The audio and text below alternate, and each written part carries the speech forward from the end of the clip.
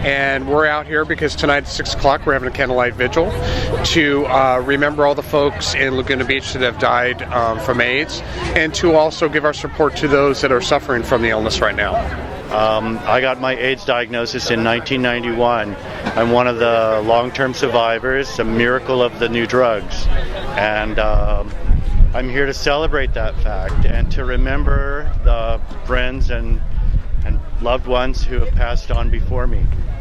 World AIDS Day is important so that we never forget the people who have died, the people who are continuing to work for a cure, and all of those millions of people whose families suffer from AIDS and whose friends suffer from AIDS and whose lives have been touched by this disease. I found out that I was HIV positive while I was living in the middle of Kansas. I was the county's very first positive test result, so they didn't really know what to say to me or what to do with me. They told me every rumor that they had ever heard. They told me I could never give my mother a hug or a kiss on the cheek.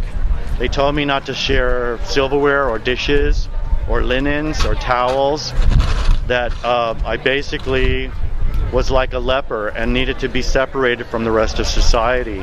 So 25 to 30% of the new cases now are heterosexual women in the United States, and actually 50% will be people over 50 by 2015. And these are populations who think they can't get it. So they're not finding out until it's already AIDS, which means they don't have a normal lifespan. I had to leave town because it got to the point where I would go into a grocery store and all the checkers would stop and cover their mouth and point in my direction, talking to the person they were waiting on and telling them all about me, as it were. And it just got so toxic, I had to get out of there.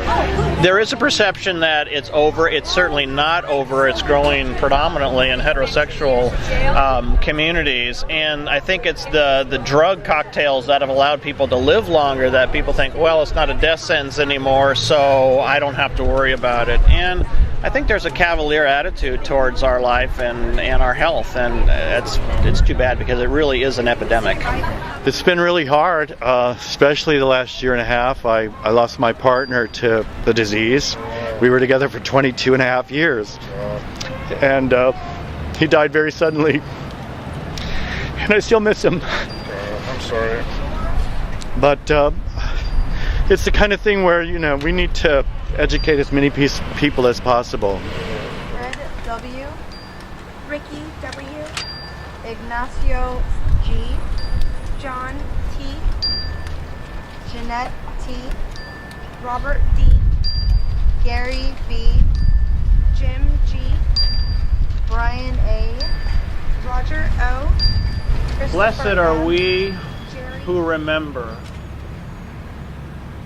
for we carry with us the light that they shone into the world. Eternity is not something that happens later. Eternity is right now. It's in every flicker of these candles.